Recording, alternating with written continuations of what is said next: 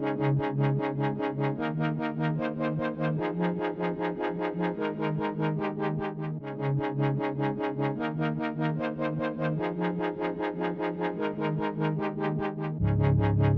are here in the Empire State Building at the Bulova headquarters. They have let us use their museum to film some collector's videos, and today I have a friend and the head of Complecto, one of the best groups that get together and talk about watches. Complecto, if you're not familiar with Complecto, obviously I'll put some links down in the description. Jason, Gong. Jason, thank you so much for taking the time and coming out today. Thanks for having me, Chris, man. It's a real pleasure, and I appreciate the opportunity. We're gonna look at some of your collection, and I have to say, his collection is incredible. We have some really big names here, and really some sort of niche watches that you don't see very often. You're an incredible collector. And tell us about Complecto, though. Let's start out with that. We want to hear about Complecto, what you're doing with it. Complecto is a community and also a platform that's really focused on elevating and amplifying underrepresented voices in the watch industry. I founded Complecto in the spring of 2022, really with the goal of building the kind of community and culture within the hobby that I wanted to be a part of. I've been collecting watches for a pretty long time. I've been a part of the community in different ways for a long time.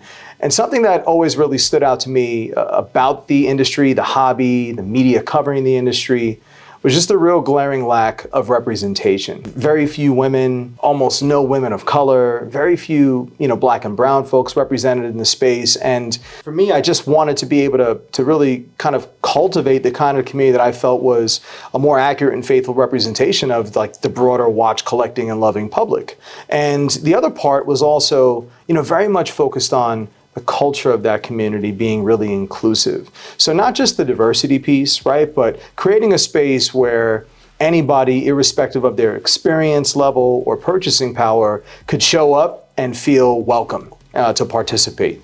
That's something that I was always very sensitive to, especially once I started going to events and meetups and kind of mixing and mingling with collectors in real life. I began to notice, kind of some of the tribalism that tends to exist in this hobby, right? People who only collect certain brands, people who, dislike certain brands for any number of reasons. And just this overarching kind of sense of snobbery or elitism, right, that can permeate it, that I always found like to be a really big turnoff. And so, Complecto is the antithesis of that. We're so much more than just a group of collectors or a community. We've got over 3,000 people that are part of the community now globally. Critical mass is certainly still here in the US and in the New York metro area, but we're growing and we're scaling rapidly.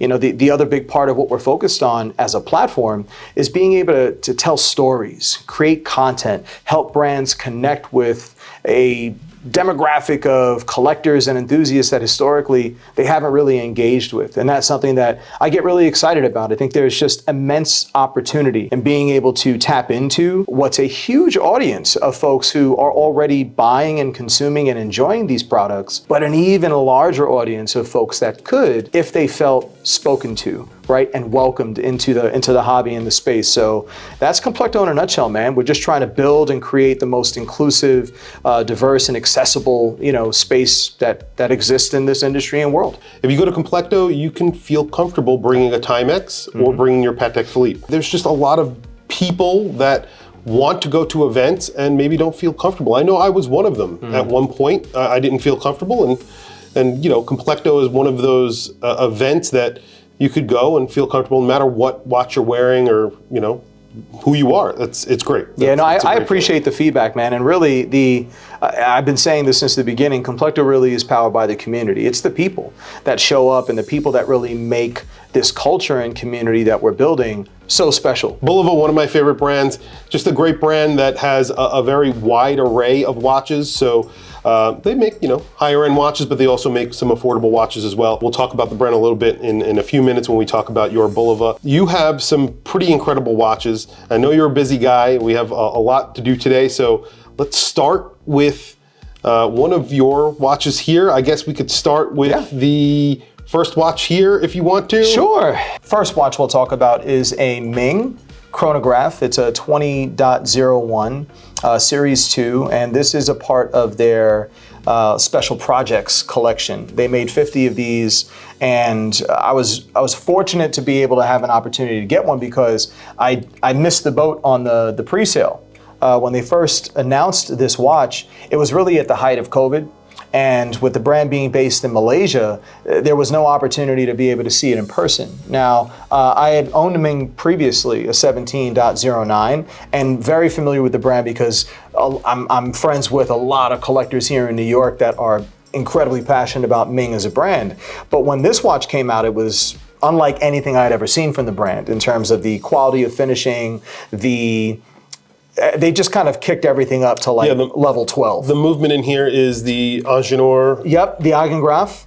Yep, and so this is actually a manual configuration of that movement. So it's the same movement basically that is in the Singer makes a chronograph as well as the... Except those are a micro rotor that's hidden. Correct. Right, and this is not. Correct. This is the manual. And in the Moser Streamliner Chrono as well. Right. So this is done to Ming specifications, and it is just an incredibly beautiful manual rendition of really what's one of the most, I think, interesting. Since it's manual, is it thinner than a normal?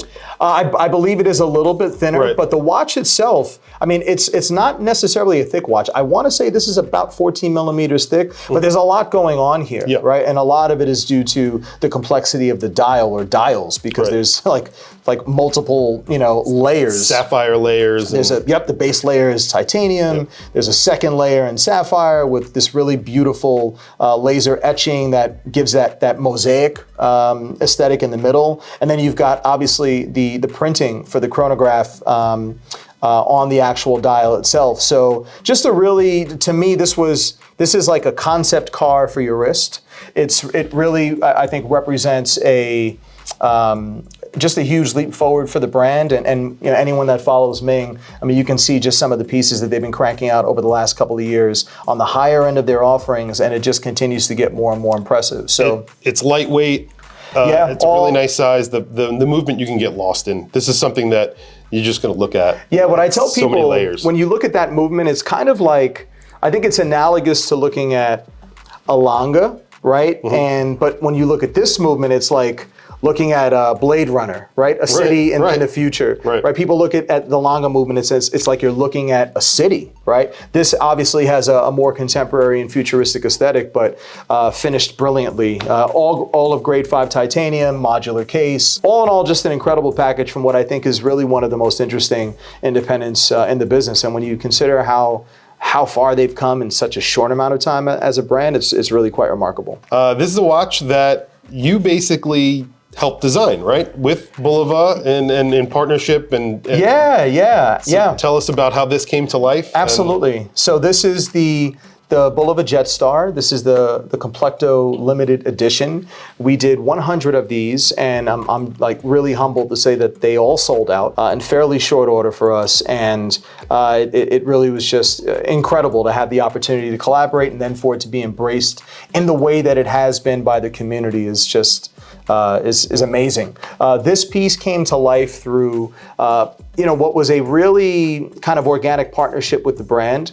I had the good fortune of connecting with TJ Harris, who's the director of brand communications at Bulova. TJ and I hit it off immediately, and this was really at the very beginning of when I was getting Complecto off the ground. I want to say TJ and I connected maybe in July of 2022. Complecto was launched in April of 2022. So once he and I had a chance to sit down and I was able to share with him the vision around what I was building and really the direction that I wanted to steer Complecto, it was something that resonated with him. And as I got the opportunity to meet other folks on the Bulova team, there was just so much synergy, so much just kind of organic support and an alignment of values, right? Which I found to be incredible. And so, they had posed the potential, right, of doing a collaboration and asked if I would be interested in exploring that. And that was a no-brainer. for me, of course, I've been a Bulova fan for a long time. It's a brand that's close to my heart. It's been a big part of my collecting journey. And so the opportunity to be able to partner with them was phenomenal. So the Jetstar really stood out immediately as like the top candidate. They were getting ready to reboot it. And so you've got this beautiful kind of retro aesthetic. I think that they just did an incredible job designing a piece that is resolutely contemporary, but still pays homage to, all of the things that I think made Bulova so cool in the 70s, right? And all those really futuristic touches back then. And then the changes and some of the tweaks that we made were really subtle, but changes that I felt were really representative of Complecto. Okay. And so we've got this kind of fume effect dial where it's this bright silver and kind of that smoky ring, and then these little pops of orange, which is one of the accent colors in Complecto's palette. The other part of this collaboration that was really cool was being able to work with a really great company based out in Singapore, Deluxe. I've built a great relationship with them over the last year and change, and I was able to have them create this bespoke strap, which we included as part of the package. And it's a gray Alcantara with this, contrasting silver stitch and a beautiful, orange rubber lining, right? Which again, just kind of complements some of those accents on the dial. So as a package, it was just a piece that I feel incredibly proud about. It was, just something, again, came together very organically, comes with another strap in addition to the bracelet. So again, thinking about ways to add more value for folks, but. And a precisionist movement, which gives you that beautiful sweep second. Yeah. Not quite a spring drive sweep, but it's close for the money you're getting. It's very close. An incredibly smooth sweep second, which a lot of people don't know. It's scary close. Yes, it is close. I actually did a video where I compared the precisionist movement to a spring drive movement, and it is scary close. Yeah. And obviously the spring drive, a lot more money. So not even really did a great job. Yeah, phenomenal. Both ports. Yeah. So you can't really. A watch that I am very familiar with and I absolutely love. It is. Of course, the Bel Canto. The Bel Canto is basically, that's a $3,000 or $4,000 watch, $4,000 watch, sitting in a box with watches that are a lot more expensive. However, it looks like it belongs in this watch. Easily. Watch box. Yeah, I mean, I think that's a virtue of the Bulova as well. I think the Jetstar is very much a watch that punches above its price point. The Christopher Ward is absolutely, in the same in that same spirit, right? I mean, when you look at it, and then when you consider that it's got the chiming function, right? You would never imagine that this is a sub, 4K watch, right? Depending on whether you get the bracelet or the strap. And what they've been able to achieve is really incredible. I think as a brand, right, Christopher Ward has just done such a phenomenal job at democratizing luxury watches, right? And just making them so accessible for so many people. And the transparency behind the brand, right, in terms of how they price their watches, which is 3 times their cost, and the fact that they continue to innovate and they continue to push the envelope is just so impressive. And it's just, they're great people over there. It's an incredible brand, wonderful people. Now the Bel Canto in particular, right, is just, it's a mind-blowing piece, and by now, a lot of people have heard about it. And what I love is that, as a halo piece, it's brought a lot of attention to the brand. I think well-deserved attention to the brand, because as phenomenal as the Bel Canto is, it's not the only impressive watch that they have in their collection, but it's the first Christopher Ward that I own, and really the first Christopher Ward that made me do like a triple take and say, okay, hold on a second, what the hell is going on here? Yeah. And it's incredible when you think about how much watch you're getting, for your dollar, because you're getting this beautifully finished dial, right? I mean, they work with some of the same suppliers that are making and finishing parts for the MB&Fs of the world, right? This beautifully designed movement, a grade 5 titanium case, right? Along with a titanium bracelet, but I love to wear my watches on straps, so you see that here. Yep. And this incredibly innovative module that they added to to that base Salida movement, which gives you that hour chime. And as a package, man, I mean, it's phenomenal. It's interesting, it's horologically important and significant, and it's just, above all else, a beautiful watch. It's just good to look at, and you have the green dial, which is also specifically a very good looking dial, I think. My favorite color is green, so the opportunity to get one of those in green was really awesome. Awesome. Yeah. Now we're moving into a watch that I've always loved, and I've always had my eye on, something that I've always gone back and forth about purchasing one. Like this is really one of my Grail watches, Angelus. This is the what's the number on this? This is a U53. U53. Yep. And it's basically a diving tourbillon. Yeah, it's a dive watch with a flying tourbillon that you can take saturation diving, right? Yeah, right. Which is insane. It's got the helium escape valve, an internal rotating bezel, that beautiful skeletonized movement. And when you kind of look at all these different components of the watch, just individually, it's like, okay, how does this all make sense? Because in what world do you need a flying tourbillon and a dive watch, right? It's excess. It is. It is. And that's really what spoke to me so much about this piece when I first heard of it and saw the press release back in 2021. I was like, man, just the absurdity of all of these elements being combined into a watch, to me, just really, it resonated, because I'm like, man, this is having fun, right? This is having fun with a watch and saying, you know what? Who cares? This is a very, kind of design forward, futuristic looking, skeletonized dive watch. We're going to throw a tourbillon in there, because why not? With a rotating bezel, right? With an internal rotating bezel. It's like something, again, like no one's going to use, I'm not sure anybody's going to use this. No one will. You could, though. But you could. You could. Yeah. I think you probably don't remember this, but one of the first conversations me and you have ever had was about Arnold and Son and Angelus and them being underrated. We had a very brief conversation about it. I forget where we were, but criminally underrated. Yeah. And they are, and a lot of their watches, just they're doing something weird, different, cool.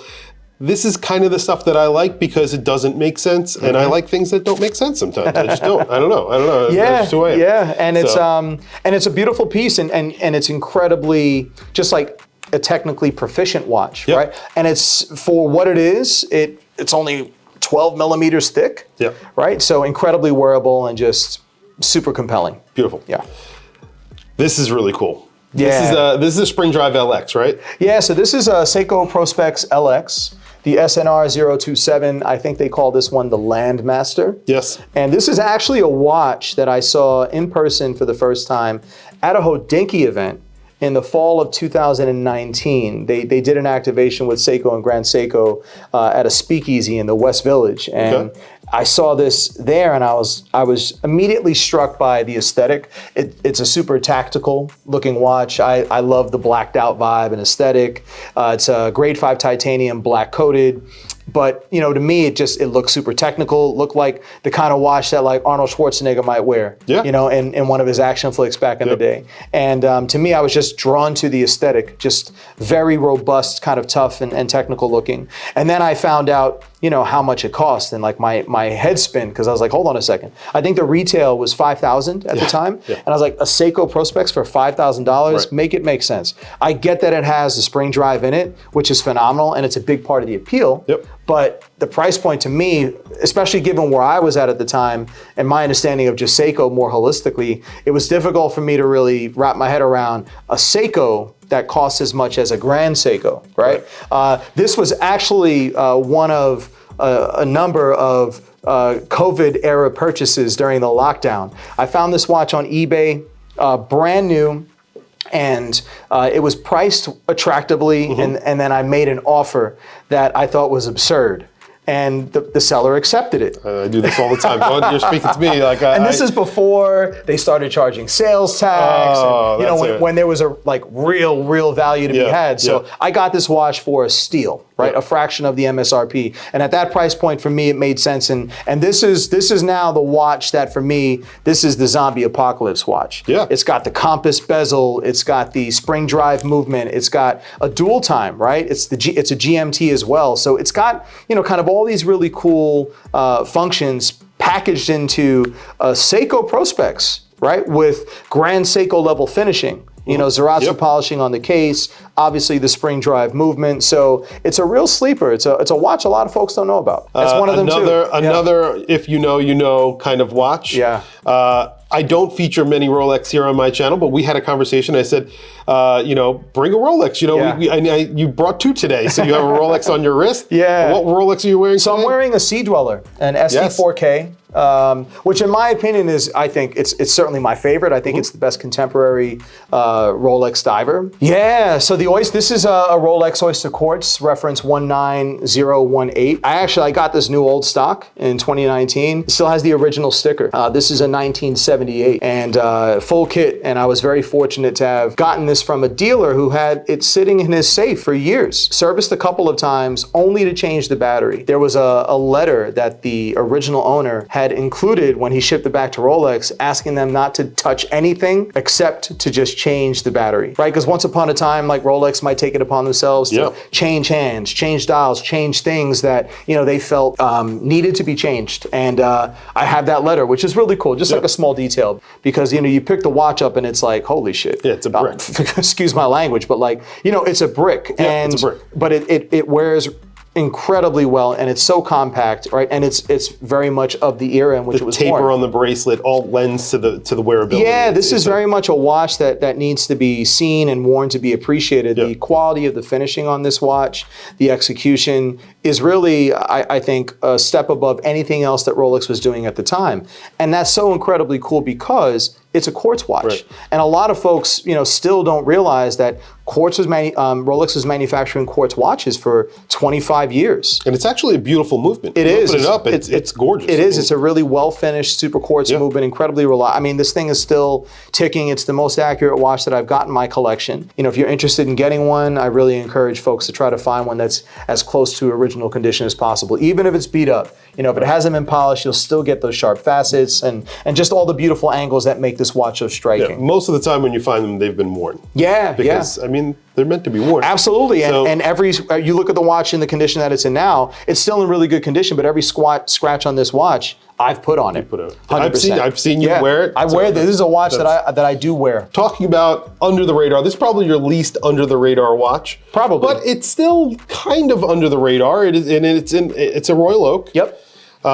In stainless steel, right? Yeah. This is the 15400 right. ST. Yeah, so the Royal Oak for me was many watches in my collection are milestones to celebrate, in many cases, before I founded Complecto, professional accomplishments, achievements, right? Whether it was a promotion or a new job or other life milestone. This Royal Oak was that for me. Okay. I was celebrating a professional milestone, and the Royal Oak was a watch that had been on my list for a really long time. But you know, I just frankly wasn't in a position to be able to afford one for a really long time. And once I was in a position to do so, I said, all right, I was laser focused on getting one. So this is a watch that I purchased in 2018. So right before, you know, things went off the rails with all the Royal Oak hype and just AP, right? It's become a watch, unfortunately, that a lot of people love to hate. And, you know, I just don't think that it's warranted because it is an icon for a reason. Just great watches. They're great looking and obviously iconic for a reason. So, 100%.